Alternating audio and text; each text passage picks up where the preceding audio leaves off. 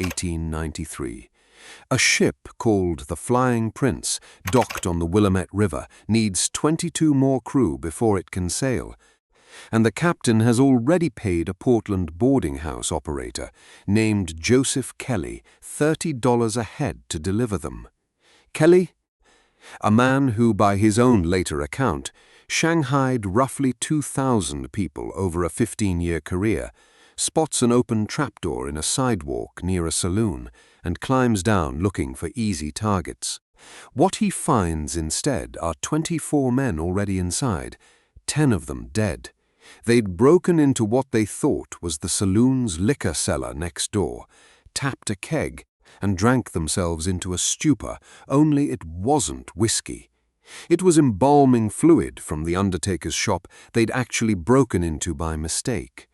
Kelly, according to the story that's been retold for more than a century, delivered all 24 men to the Flying Prince anyway, dead and alive together, and the ship was already down the Columbia River before anyone discovered the corpses among the crew, forcing the vessel to put in at Historia so the dead could finally be removed, and the local papers could get hold of a story too grotesque to stay quiet for long.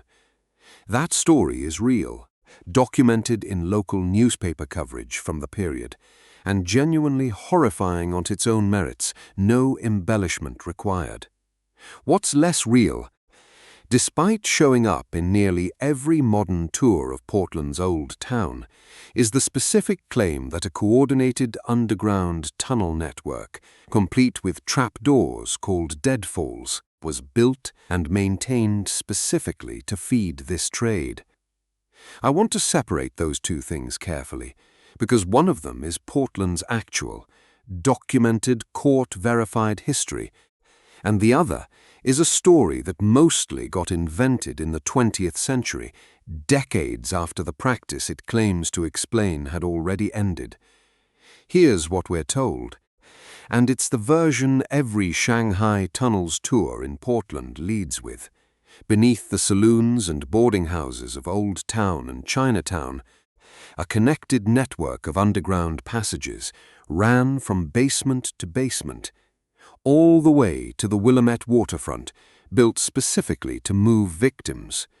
Trapdoors, known in this telling as deadfalls, were rigged in saloon floors and sidewalks, and unsuspecting men, drugged, beaten, or simply too drunk to resist, were dropped straight through them into the tunnels below, then dragged to the docks and sold directly to ship captains desperate for crew.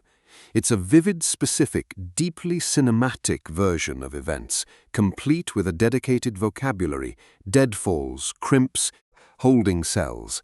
That makes it feel like it must be drawn from detailed contemporary police and court records. That specificity is exactly what makes it worth checking against the actual documentary record, rather than simply accepting it because it's told with such confident detail. Let's establish what's actually verifiable first, because there's more real, documented darkness sitting in the court and newspaper record already than the tour narrative even needs to invent on top of it.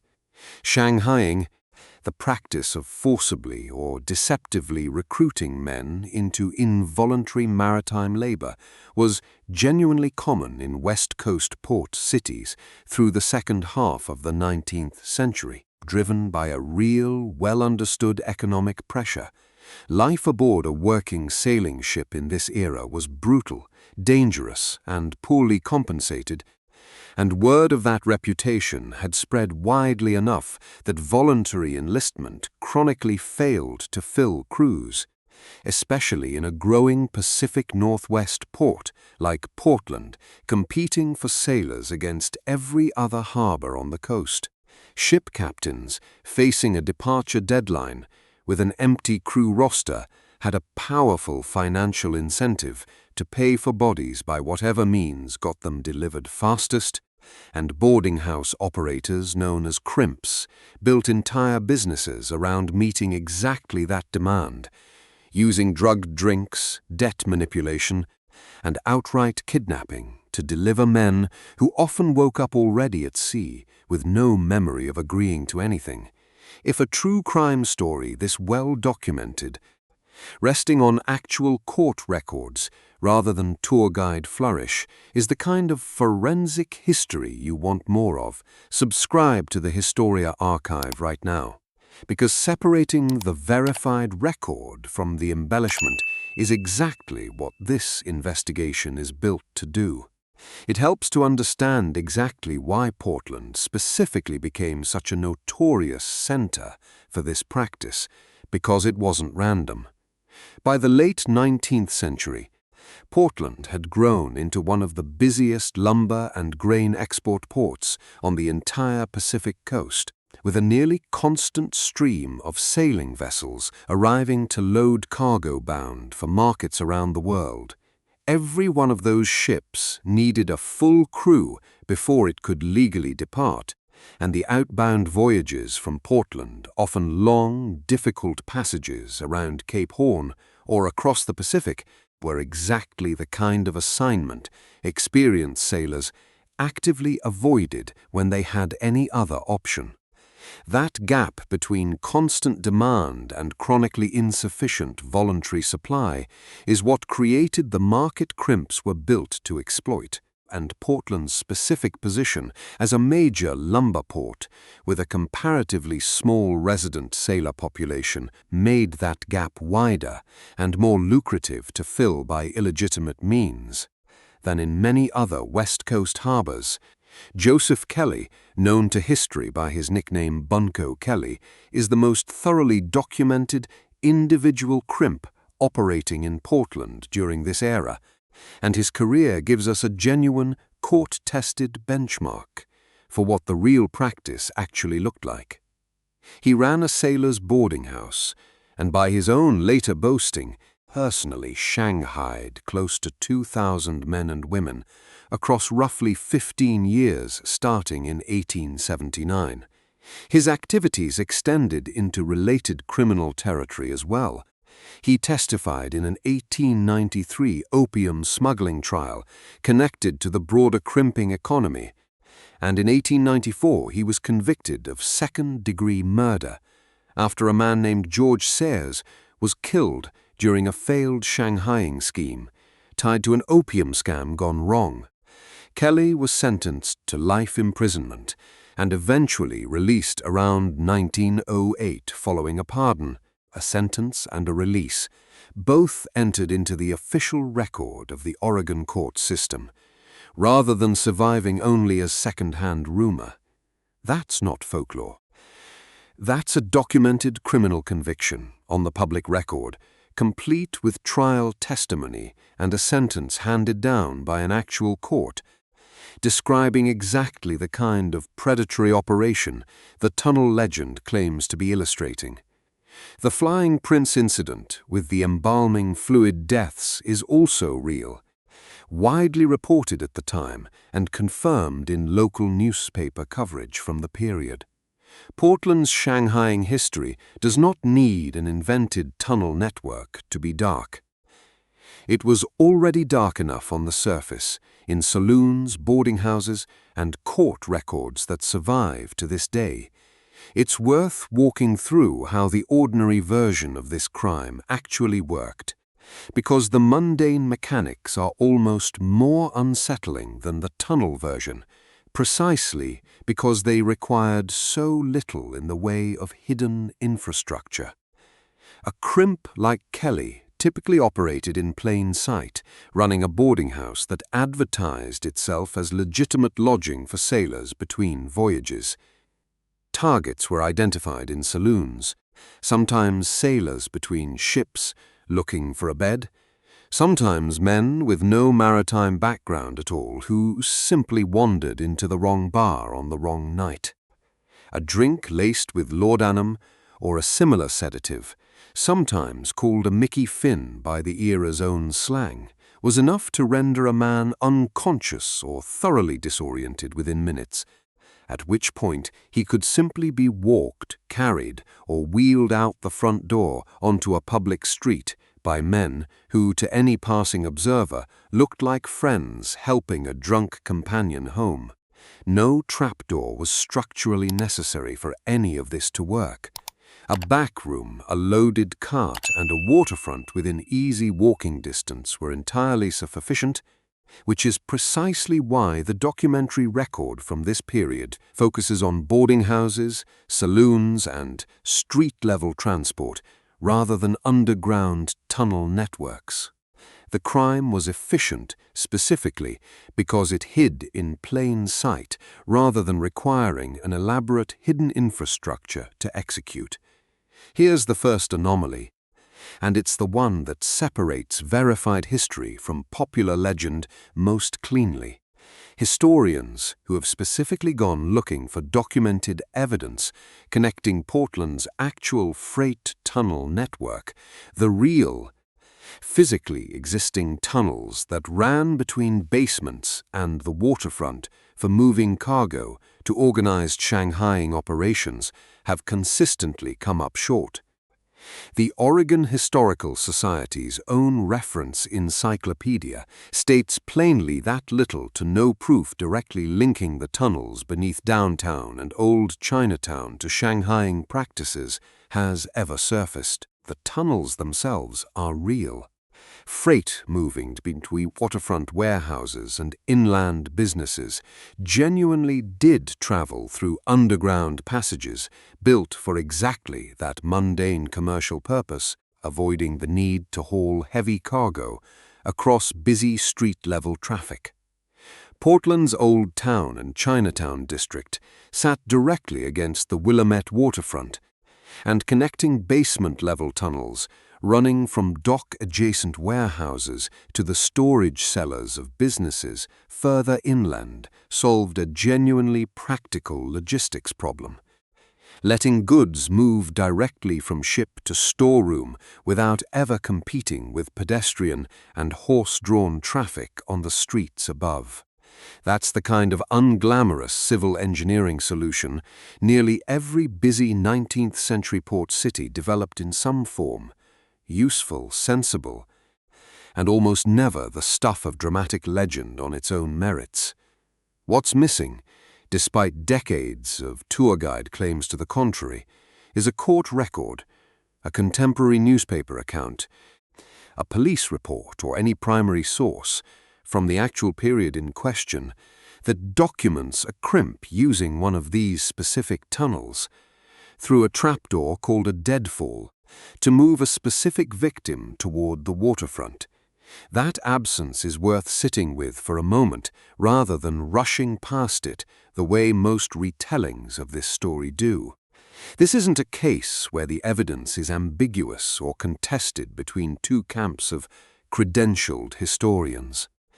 It's a case where historians who specialize in this exact period and this exact city have looked specifically for that evidence and reported plainly that they haven't found it, which is a meaningfully different and more conclusive situation than an ordinary unresolved historical debate if watching a genuinely dark, well-documented true crime history gets separated from a tunnel legend that doesn't hold up the same way is the kind of correction you want more of. Go ahead and subscribe now, because that gap between the court record and the tour script is precisely where this channel spends most of its time. So, where did the tunnel version of the story actually come from? If it isn't sitting in an 1890s police blotter the way the boarding house convictions are. The trail leads to a specific, identifiable 20th century origin point. In 1933, journalist Stuart Holbrook began publishing a series of colorful articles in the Sunday Oregonian revisiting 1890s Portland, writing in the entertaining, folksy, story-forward style that made him one of the Pacific Northwest's most popular chroniclers of frontier-era history. Holbrook wasn't fabricating Shanghaiing out of nothing. The practice was real, and he knew it, but his storytelling style tended to favor vivid, memorable narrative details over strict documentary caution, exactly the kind of writing that turns a documented but mundane freight tunnel into something considerably more sinister once it gets folded into a story about crimping for a general newspaper audience decades after the fact. 4 decades later, in the 1970s, a Portland social services worker named Michael Jones, who ran a non-profit called the Shanghai Tunnels operating out of Old Town, began offering guided tours through sections of the real freight tunnel network, explicitly framing them as the physical infrastructure of the historical Shanghaiing trade. Jones's tours were commercially successful, widely covered in local press, and became the primary way an entire generation of Portland residents and visitors first encountered this history, cementing the tunnel network and the crimping trade together in public memory as a single, inseparable story, regardless of how thin the actual documentary connection between the two turned out to be. That's the honest answer to how a real crime and a real tunnel system became fused into a legend neither one required on its own. Bunco Kelly didn't need underground trapdoors to Shanghai 2,000 people. He needed a boarding house, a supply of drugged whiskey, and a waterfront full of desperate ship captains, all of which he had in abundance without ever setting foot in a freight tunnel. The tunnels needed no crimping legend to be historically interesting either. They're a genuinely well-engineered piece of 19th century commercial infrastructure in their own right, built to solve an ordinary logistics problem long before anyone attached a darker story to them. It took a folksy 1930s newspaper writer and a 1970s tour operator with a business to build to weld the two together into the version everybody now assumes is simply how it happened. None of this means Portland's Shanghaiing era ended quietly or without a clear historical marker, because it didn't, and this is where the verified record snaps back into sharp focus. On March 4th, 1915, President Woodrow Wilson signed the La Follette-Siemens Act into federal law, and its effect on crimping nationwide was almost immediate. The act fundamentally restructured the legal relationship between sailors and ship owners, establishing enforceable wage protections, safety and living conditions standards aboard vessels docking at American ports regardless of the ship's flag, and critically, dismantling the legal mechanisms that had allowed captains and crimps to treat sailors as bound labor who could be delivered, held, and shipped out against their will through manufactured debt. Once the specific legal loopholes that made the crimping business model financially viable were closed by federal statute, the economic incentive that had sustained boarding house operators like Bunco Kelly for decades simply evaporated. This wasn't a single dramatic raid or a citywide crackdown closing the practice overnight through enforcement. It was federal legislation removing the underlying legal and financial conditions that had made Shanghaiing profitable in the first place, and the practice declined rapidly across essentially every West Coast port once those conditions disappeared. If tracing exactly how a single piece of federal legislation quietly ended a decades-old criminal trade without a single headline, making it look dramatic in the moment, is the kind of overlooked turning point you want more of, subscribe to the Historia Archive, because that's the kind of quiet, documented hinge point this channel is always looking for. What happened to Portland's actual freight tunnels after 1915 is where the real, verifiable story and the popular legend end up in roughly the same physical place, even if they got there for different reasons. With the shipping economy shifting, with trucking gradually beginning to replace some underground freight movement over the following decades, and with downtown Portland continuously redeveloping through the 20th century. Many of the tunnel segments that once connected basements to the waterfront were bricked up, backfilled, or simply built over as new foundations went in on top of them. A number of segments did find a documented second life during Prohibition in the 1920s. Repurposed for exactly the kind of concealed movement the underground layout was well suited for, though this time it was liquor being smuggled rather than sailors being trafficked. A genuinely appropriate second act for infrastructure originally built to move goods discreetly beneath a busy waterfront district, this time serving an entirely different, equally illegal economy that had nothing to do with the crimping trade that had already collapsed nearly a decade earlier. Most of the network, though, was simply sealed and forgotten in the most ordinary way imaginable, treated by whoever owned the property above as an inconvenient basement extension rather than a historical asset worth preserving, right up until a wave of renewed interest in Portland's Old Town in the latter half of the 20th century sent tour operators, Michael Jones among the first and most successful of them, back underground to explore what was still down there and package it for the public. It's worth being fair to the tour operators and storytellers who built the modern version of this legend, because I don't think most of them set out to deceive anyone. Michael Jones was working with tunnels that genuinely existed in a neighborhood with a genuinely documented Shanghaiing history, trying to make an overlooked piece of Portland's past accessible and interesting to a paying public in an era before most people had any reason to think about crimping at all.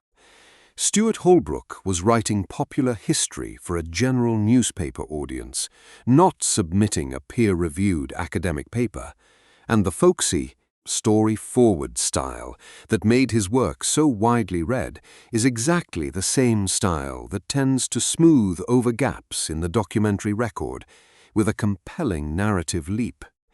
Neither man was fabricating Shanghaiing itself, which was real and needed no embellishment. They were connecting two genuinely fascinating, genuinely local pieces of history that happened to sit in the same few blocks of the same city, and the connection they drew turned out to be more vivid than well supported. So here's the honest shape of this story, laid out the way the documentary record actually supports it, rather than the way the tour script prefers to tell it. Portland's Shanghaiing trade was real, brutal, and thoroughly documented through court convictions, contemporary newspaper coverage, and the specific, verifiable career of men like Bunco Kelly. Portland's freight tunnels were also real, a genuine and clever piece of 19th-century commercial engineering built to move cargo efficiently beneath a busy, growing city. What connects them in the popular imagination today? Deadfall trapdoors, a coordinated underground trafficking network feeding drugged victims directly to the waterfront, is a story assembled later, in the 1930s and again in the 1970s by writers and tour operators working with a real practice and a real tunnel system that simply happened to exist in the same neighborhood, and who built the connective tissue between them because it made for a far better tour than either fact on its own. Thank you for watching. The next time you're told a specific number of victims dropped through a specific trapdoor into a specific tunnel in Old Town Portland, ask what primary source that number actually comes from, because in most cases the honest answer traces back to a newspaper column from 1933 rather than a court record from the 1890s. The real story, the boarding house, the drugged drink, The desperate ship captain paying by the head, the single act of federal legislation that ended it all almost overnight, was never the boring version. It just doesn't come with a trapdoor. Let me know in the comments whether you think a true story this dark even needed the tunnel embellishment to keep people listening, and I'll see you in the next investigation.